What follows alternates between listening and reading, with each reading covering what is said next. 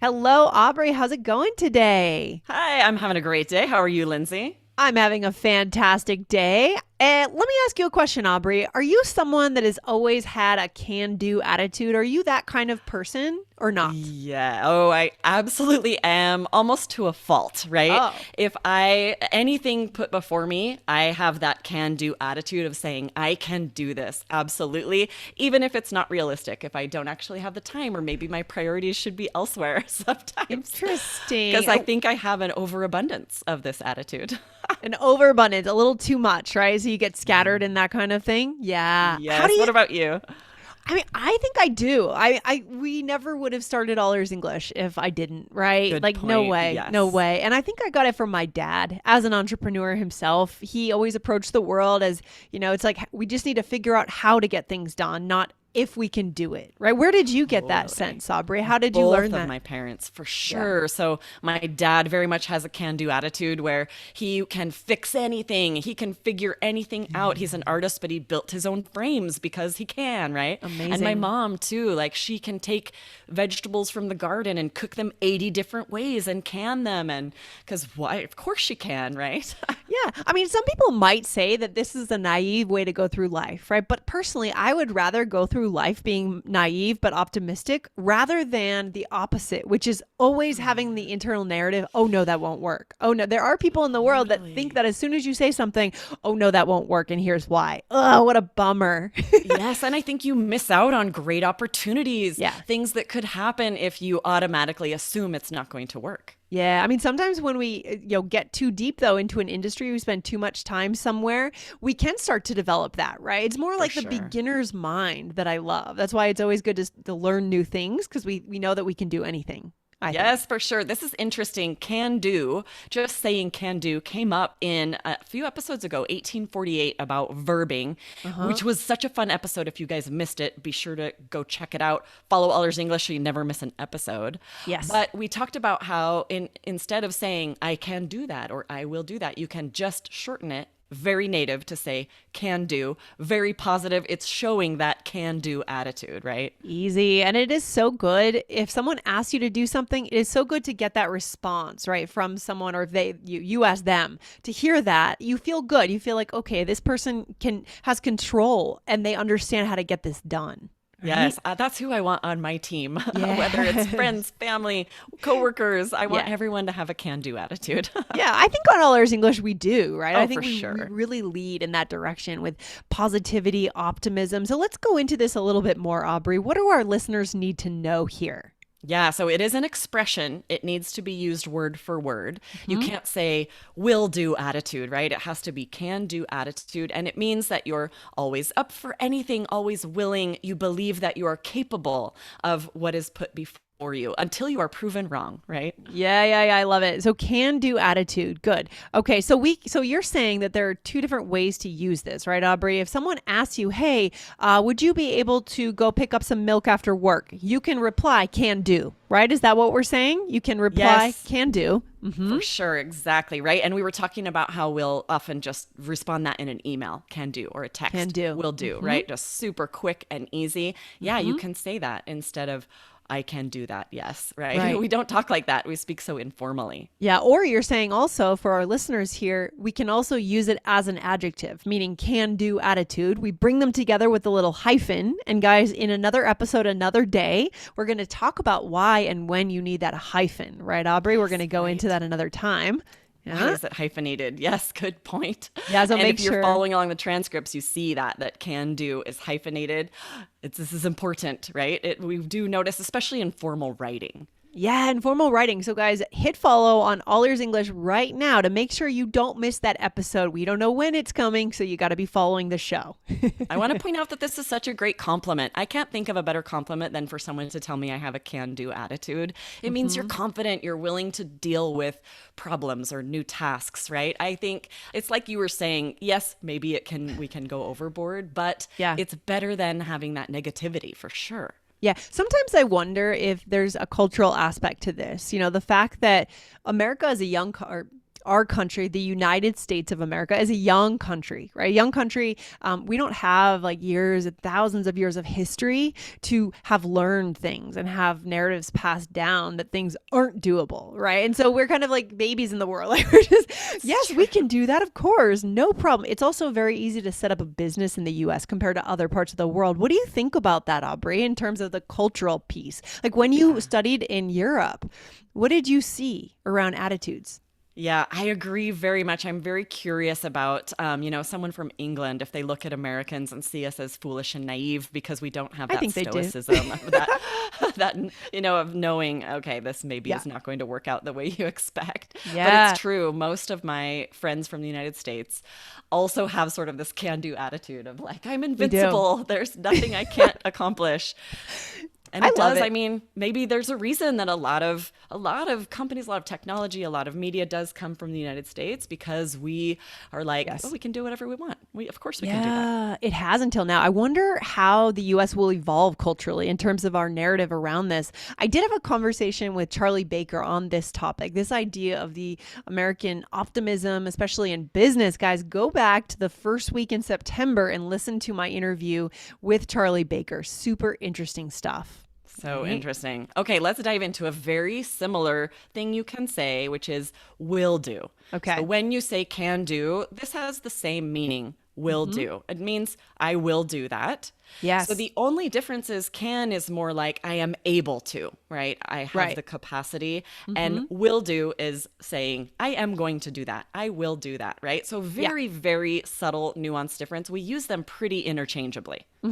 Yeah, and this is so common. I mean, I think just last week I was in California with my brother. We were doing some family stuff, and I think once I said, can you do this? Can you take care of this paperwork? And he said, "Will do." Boom, that was the entire text message, guys. So it can be very native and natural, and it's also good for me as the receiver of that text to feel that say he's got it. He's got it, right? Totally. So interesting. And like I was saying, you can't say will do attitude, even though they would mean the same thing because it's an expression. We hear it word for word. So be careful there. It's weird that you can't say that though, right? English is weird, Aubrey. I mean, I can say can do attitude, but I can't say will do attitude. Strange. It's just what we're used to hearing, right? Yep. Okay, Aubrey, are there any alternatives that are a little bit more formal? What would you say? Yeah, for sure, right? This is super informal. We use them all the time, but to be quick, right? To respond quickly. The alternatives that are quite formal would be, I will be able to do that. Ooh. I can do that. I will do that. And they are so formal. I would use them mostly for very formal scenarios, maybe with a client you haven't met or don't have a rapport with, or formal writing. Other than that, I definitely recommend can do or will do. Yeah, I mean, I will be able to do that. Think about how much work your tongue has to do to say that. Oh my God, I'm exhausted. I can't podcast anymore. It's just too much. I also like to say, I'd be happy to do that. That's the one that I would tend to go towards. It's adding a bit of emotion, but it's saying you want to do it and you will do it, right? Yes. Ooh, I love that. I feel like, what do you think, Lindsay? There's like a little bit of, it's like you said, the adding emotion. Yeah. If I would say I would be happy to do that, it's almost like I think they might think I wouldn't. And so I want to reassure them. There's some reassurance there that maybe. not only will I do that, but like I'm happy to do that. I'm happy to do that. I'd be happy to. Yeah. I mean, we can do another episode another day about I'd be happy. I am happy to do that. These are all really good, friendly ways. The key here, guys, the connection skill, Aubrey, I think, is making the person feel that they can count on you. Right? Totally. I agree. Yes. Awesome. Yes. Do we have time for a little role play? Oh, yeah, we have time. Let's do it. What are we doing here, Aubrey, for this role play? Okay, so you and I are planning an event, and we got to talk a little bit about if we've accomplished some of our roles. I'll start us out. Okay, here we go. Can you call everyone who signed up to bring something and remind them? Can do. You made the reservation at the venue? Oh, I forgot. Will do. Can you also pick up the flowers? No problem. Thanks for having such a can-do attitude. I love it. Do you like event planning, Aubrey, that kind of thing? Or would that stress you out? That, if you had to organize a big conference, how would you feel? I don't like it. It wouldn't stress me out. I just don't love minutia. And there's always a lot of small details that you have to figure out when event planning, Oh my right? gosh, That I yes. don't want to have to think about. I know that I would forget something. I'm maybe not as detail oriented when it comes to planning parties and things. I have a friend who Yeah. does all the decoration. She goes all out. And then I just had the twins' birthday party and it was like, here's a cake.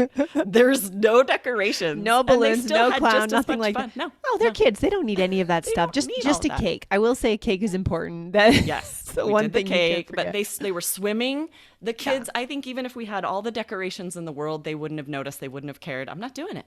It's so funny. I mean, when my niece was young, I remember we'd bring all these fancy presents for Christmas, and she ended up at the end of the day playing with the cardboard box, right? Yes. that it came in. Yes. When the especially big boxes, like a refrigerator box or a TV, oh, they will play with it for days. Oh, they don't need the fancy things, right?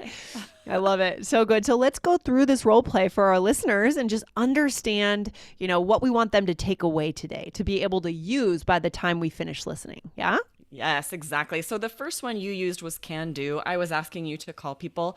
You for sure could say will do here. Will do. You made the reservation, right? Will do, can Yeah. do, pretty interchangeable there. You're just saying you can do it. You're going to do it. Yeah, and just as a bonus for our listeners, guys, if you have the app, you'll be able to see the transcript. But it's interesting how you ask the question just by putting a question mark, not by forming a question, right? You just said you made the reservation at the venue, right? You didn't say, did Yes. you make the reservation at the venue?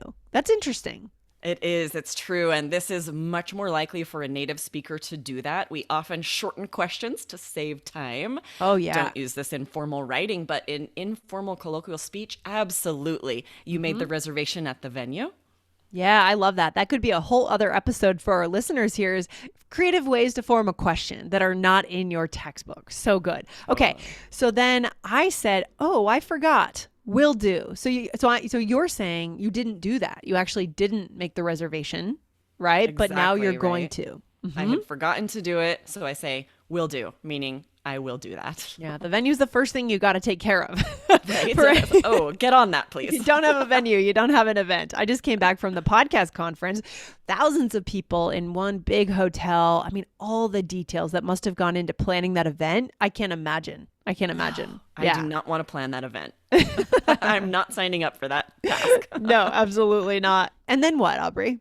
And then I said, thanks for having such a can-do attitude. And you guys probably heard in my tone, I was a little playful, right? It's Yeah. like you've said you'd do something, and we do kind of do this, where you'd be like, oh, thanks for having such a can-do attitude. Yeah, I mean, and I also wonder if this attitude kind of varies across industries. Like if you're in accounting, do you have that same perspective? Anything's possible. Or law. Actually, that's one area, and maybe some of our listeners who are in law, because a lawyer's job is to find your liabilities, right? Imagine those scenarios. What do you think, Aubrey? I want a lawyer that has a can-do attitude, right?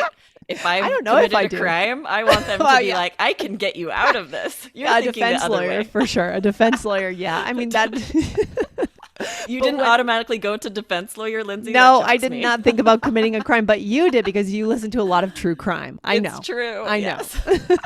I thought about contracts actually. And in that case, I don't want a can-do Yes. lawyer. I want someone imagining all the scenarios and protecting me from those. Right. And it's interesting to think about, you want to know yourself before you decide what industry you're going into, because I think you're absolutely right that someone who has a can-do attitude might be frustrated as an accountant that's coming up against all these rules and no, you can't do that. Yeah, that's really interesting, actually. So, what kind of industry, how can we make sure we choose the industry that fits our personality, our natural? Because when we're working in that space, like I think we are at All Ears English, it feels amazing. It feels expansive. Totally. Yeah. Yeah. And I wonder if it affects your personality. Like if you're an accountant for 40 years, maybe you started with a can-do attitude and then that Yeah. goes like it's beat out of you. Yeah. So Yeah. sad. But don't get us wrong, guys. We don't know accounting. Maybe there That's are true. accountants out there. Let us know, prove us wrong, write us an email and, ask us any questions around that. So good. Aubrey, what's our takeaway for today? Yeah, so when it comes to English learning, guys, you definitely want that can-do attitude, to know that you're capable, to not give up before you start. I think that's so vital to think about this regarding your language your Yes. language learning. Yes. And, today's expressions, they're just so native and natural. This is a great way to speak with friends at work or coworkers that you don't know as well, right? To connect with others, to speak more natively. Yeah, it's so true. I mean, reality is how we see it, right? We wear our different colored glasses, right? Depending on who we are. And, all the big innovations throughout history, those didn't exist before that person came and said this can't exist, right? So think about that, guys. Be inspired by that. Inspires me. I love it. Yes, me too, for sure. I love it, especially with language learning, right? Yes. We got to believe we can do it in order to have that confidence and be willing to put in the effort to know we'll be rewarded on the other side. It's so true. Like Serena Williams, that's the last thing I'm going to say, but she just finished her last match of her career. Did she ever think she'd have a 30-year career where she just killed it? She was the greatest of all time in tennis. I mean, she had to believe it could happen, but in her mind, she didn't close any doors. She didn't say it's not possible. Totally. Right? She went for it. So good. Yes, So good. for sure. Oh, so good. This is awesome, you guys. Thanks for recording with me today, Lindsay. Of course, as always, Aubrey, and I'll see you very soon, guys. Hit follow on the All Ears English podcast and come check us out on YouTube because today's episode is on our YouTube channel. Good stuff. Awesome. See you next All time. right, Aubrey, take care. Bye. You too. Bye.